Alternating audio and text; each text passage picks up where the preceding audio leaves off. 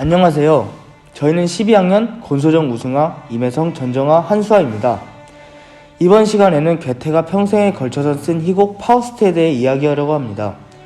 괴테는 독일 문학의 황금시대를 이루었던 고전 문학가입니다. 그는 8살 때 시를 쓸 정도로 문학에 뛰어난 재능을 보였고 고전주의, 낭만주의에 거대한 업적을 남겼습니다.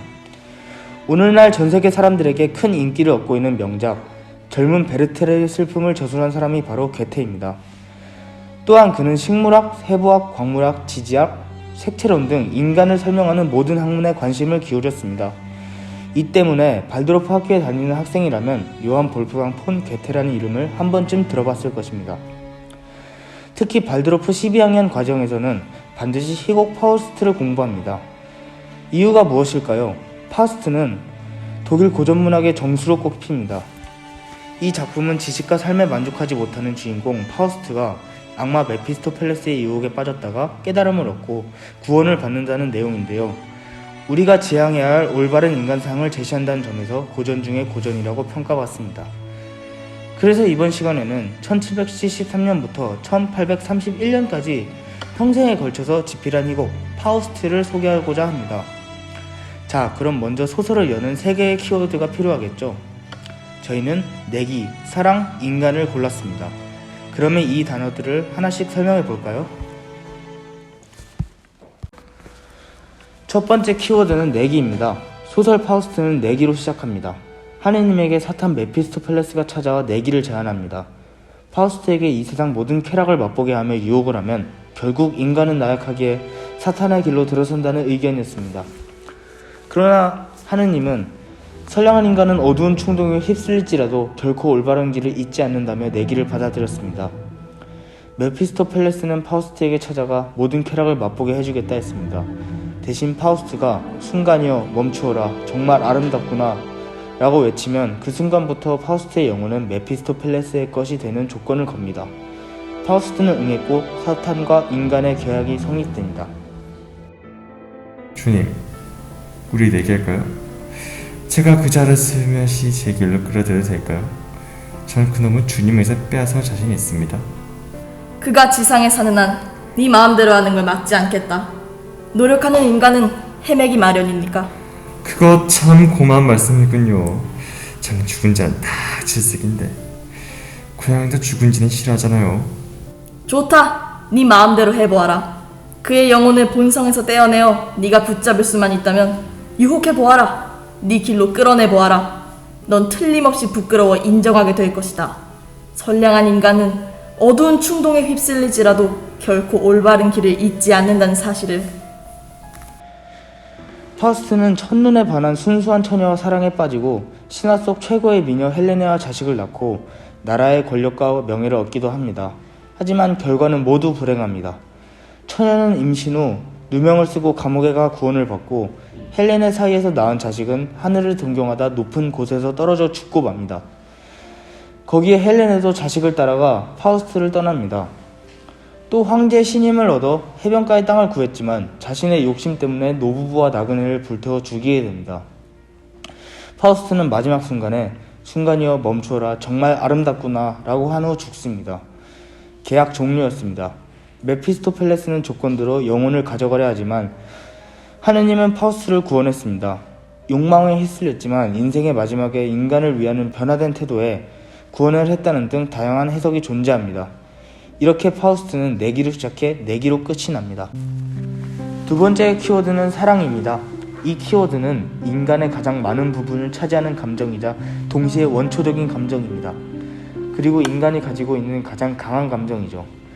파우스트가 메피스토펠레스와 계약을 해서 온갖 야욕을 얻고 다닐 때 그 중에서 그레티엔이라는 자신이 사랑하는 여인도 있었습니다. 그레티엔은 파우스트가 처음으로 반한 여인입니다. 보석을 건네며 서투른 애정 표현을 하기도 합니다. 그러나 이러한 사랑은 이후에 광기와 집착이 되어 그녀의 어머니와 오빠를 죽이기도 합니다. 그게 막바지에서는 결국 그레티엔도 죽음을 맞이하게 됩니다. 뭐 하는 거지요? 꽃다발을 만들 건가요? 아니에요. 그냥 장난삼아 해보는 거예요. 저리 가세요. 저를 비웃으실 거예요. 그이가 날 사랑한다. 날 사랑하지 않는다. 그이가 날 사랑한다. 날 사랑하지 않는다. 그이가 날 사랑한다. 그래요. 사랑하고 말고요. 이 꽃말을 신의 예언으로 받아들여요. 그이가 날 사랑한다. 당신 그 뜻을 알겠어? 그이가 날 사랑한다. 만약 파우스트가 사랑에 빠지지 않고 그대로 욕망만을 표출했다면 어떻게 되었을까요? 아마 파우스트는 메피스토펠레스의 계략에 넘어가 그대로 사후세계에서 평생 종이 되었을 것입니다. 하느님이 그를 구원한 이유로서는 파우스트가 여인을 사랑하면서 원래 자리로 돌아온 것이 아닌가 싶습니다. 저희는 세 번째 키워드로 인간을 선정하였습니다. 파우스트에서는 인간의 선함과 악함을 모두 보여주고 있습니다. 파우스트는 한 명의 인간입니다. 그리고 인간은 완벽하지 않습니다. 잘못을 저지르기도 하고 방황하기도 합니다. 하지만 그렇다고 해서 그들이 악하다고 말할 수는 없을 것입니다. 하느님은 선량한 인간은 어두운 충동에 휩쓸릴지라도 결코 올바른 길을 잊지 않을 것이라고 하십니다. 그리고 이야기의 마지막에 파우스트는 순간이여 멈추어라, 정말 아름답구나 라고 말하며 생을 마감하게 됩니다. 사탄 메피스토펠레스가 파우스트와의 내기에서 승리한 것이죠. 하지만 하느님께서는 파우스트를 구원해 주십니다. 이야기의 시작 부분에 파우스트는 철학과 법학, 의학, 그리고 신학까지 많은 학문들을 깊이 연구하였으나 결국 인간이 알 수 있는 것은 아무것도 없다는 것을 깨달았을 뿐이라며 삶의 회의감을 느끼고 독약을 마시려던 인간이었습니다. 그리고 욕망에 사로잡혀 있었지요. 하지만 이야기의 마지막 부분엔 파우스트는 다른 인간들을 위한 일을 하고자 합니다. 저기를 보아라. 늪지가 산자락까지 이어지면서 그동안 애써 일구어 놓은 것들을 망치고 있다. 그 썩은 물을 빼내는 게 마지막 남은 최대의 일이다. 비록 안전하지는 않더라도 자유롭게 일할 수 있는 삶의 터전을 수백만 사람들에게 주고 싶다. 들판이 푸르고 비옥하게 되면 사람들과 가축들이 이곳으로 몰려와 정착하게 되리라. 이곳에서 안락함을 느끼고 부지런히 일을 하게 되리라. 저기 바다에서는 세차 물결이 제방을 때리며 날뛰더라도 여기 육지에서는 낙원 같은 삶이 펼쳐지리라.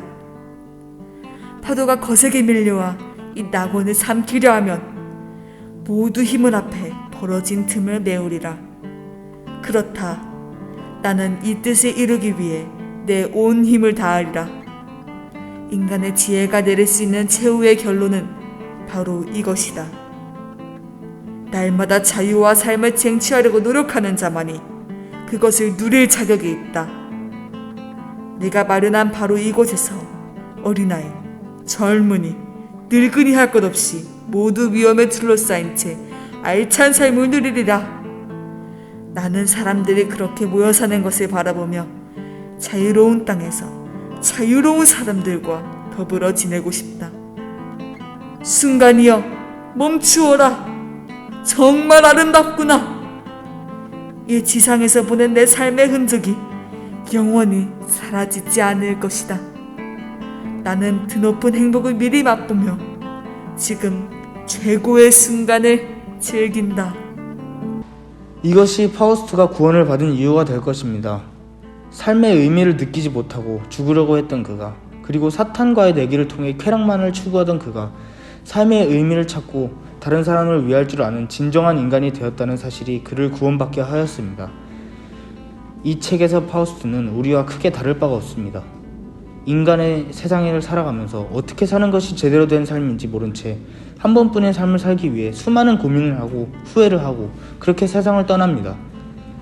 이렇게 이 책에서 파우스트라는 인간을 통해 우리의 모습들을 보여주고 있습니다.